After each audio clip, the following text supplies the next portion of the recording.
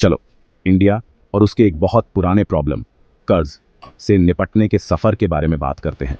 खास तौर पर क्या होता है जब बिजनेस अपनी लिमिट से बाहर पैसा खर्च कर देते हैं। हम इंसॉल्वेंसी और बैंक्रप्सी की दुनिया में जा रहे हैं, लेकिन चिंता मत करो, इसे हम इंटरेस्टिंग बनाए रखेंगे। इंसॉल्वेंसी आसान भाषा में उस मोमेंट जैसा है जब आपको पता चलता है कि आपने अपनी सारी मनी खर्च कर दी है, आप अपने कर्ज नहीं चुका सकते। दूसरी तरफ बैंक्रप्सी ऐसा है जैसे दुनिया को अनाउंस करना, हाँ, मेरे पास कर्ज चुकाने के पैसे ऑफिशियली खत्म हो गए हैं और मुझे इस पूरे मेस को सुलझाने के लिए एक सिस्टम चाहिए। 2016 से पहले इंडिया का इससे निपटने का सिस्टम सीधे शब्दों में कहें तो एक ब्यूरोक्रेटिक नाइटमेयर था। कल्पना कीजिए कि आप 10 साल से स्टोर किए हुए टैंगल्ड क्रिसमस लाइट्स को सुलझाने की कोशिश कर रहे हैं, लेकिन लाइट्स लीगल केसेस हैं और स्टोरेज इंडियन लीगल सिस्टम है।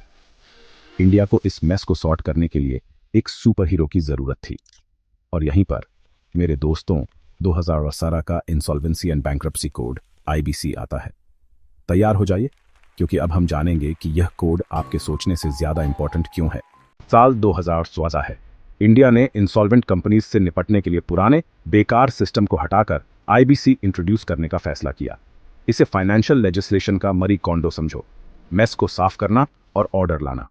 आईबीसी का मिशन, कर्ज में डूबी कंपनीज के लिए एक क्लियर टाइम बाउंड प्रोसेस बनाना। आईबीसी से पहले कंपनी सालों तक लीगल लिम्बो में फंसी रहती थीं, क्रेडिटर्स को अपने पैसे वापस मिलने की उम्मीद नहीं रहती थी। यह एक ऐसा सिस्टम था जिससे किसी को फायदा नहीं होता था, सिवाय उन लॉयर्स के जो घंटे के हिसाब से पैसे लेते थे। आईबीसी ने फोकस को एंडलेस लिटिगेशन से रेजोल्यूशन की तरफ शिफ्ट करके गेम बदल दिया। मामलों को कोर्ट में लटकाने के बजाय गोल यह बन गया कि स्ट्रगलिंग कंपनीज को रिवाइव किया जाए, या अगर ऐसा पॉसिबल नहीं है तो उन्हें जल्दी और फेयरली बंद कर दिया जाए। इस नए अप्रोच ने फास्टर रेजोल्यूशंस, क्रेडिटर्स के लिए बेटर वैल्यू और इंडिया में इन्वेस्टमेंट के लिए ज्यादा अट्रैक्टिव एनवायरनमेंट का प्रॉमिस किया। लेकिन यह मैजिकल कोड असल में कैसे काम करता है? तैयार हो जाइए, क्योंकि नेक्स्ट सेक्शन में हम आईबीसी के की फीचर्स और प्रोसेसेस के बारे में डिटेल में जानेंगे। आईबीसी को एक वेल ऑयल्ड मशीन समझो, जिसे फाइनेंशियल डिस्ट्रेस से निपटने के लिए बनाया गया है। इसके दो मेन गियर्स हैं, इंसॉल्वेंसी रेजोल्यूशन प्रोसेस आईआरपी और लिक्विडेशन। आईआरपी स्ट्रगलिंग कंपनी को कमबैक टूर का मौका देने जैसा है। यह रीसेट बटन दबाने, डेब्ट्स रिस्ट्रक्चर करने और उम्मीद है कि बिजनेस को वापस ट्रैक पर लाने के बारे में है। एक डेडिकेटेड इंसॉल्वेंसी प्रोफेशनल कंपनी के अफेयर्स मैनेज करने के लिए आता है, ट्रबल्ड बिजनेसेस के लिए एक फाइनेंशियल थेरापिस्ट की तरह। अब अगर कंपनी बचने के बियॉन्ड है तो हम लिक्विडेशन की ओर बढ़ाते हैं। यहाँ एसेट्स क्रेडिटर्स को रीपे करने के लिए बेचे जाते हैं, एक क्लियर ऑर्डर ऑफ प्रायोरिटी के साथ। यह अच्छा नहीं है, लेकिन चीज़ों को और ज़्यादा मैसी होने से रोकने के लिए ज़रूरी है। आईबीसी ने इन प्रोसेसेस के लिए एक स्ट्रिक्ट टाइमलाइन भी इंट्रोड्यूस की। अब चीज़ें सालों तक नहीं खींचेगी। यह अर्जेंसी क्रेडिटर्स जो अपना पैसा वापस चाहते हैं, और ओवरऑल इकोनॉमी जो ज़ॉम्बी कंपनीज के लाइफ सपोर्ट पर रहने से सफ़र करती है, दोनों के लिए इंपॉर्टेंट है। लेकिन ये रहस्यमयी इंसॉल्वेंसी प्रोफेशनल्स कौन है और ये इस पूरे प्रोसेस में कहाँ फिट होते हैं? यहीं रुके रहिए, क्योंकि नेक्स्ट सेक्शन में हम की प्लेयर्स से मिलने वाले हैं।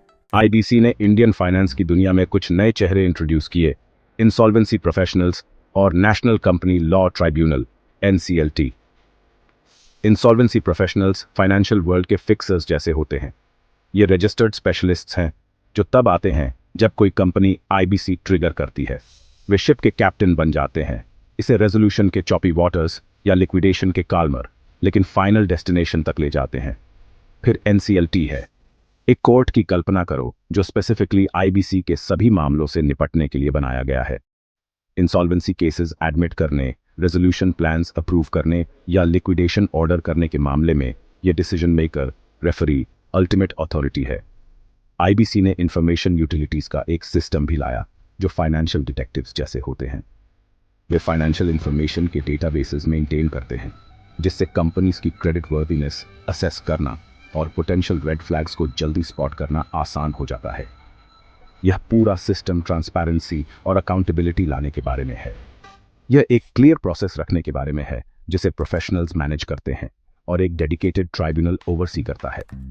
यह सुनिश्चित करने के बारे में है कि जब कोई कंपनी डाउन जाती है तो यह एक ऐसे तरीके से होता है जो ज्यादा से ज्यादा ऑर्डरली और फेयर हो।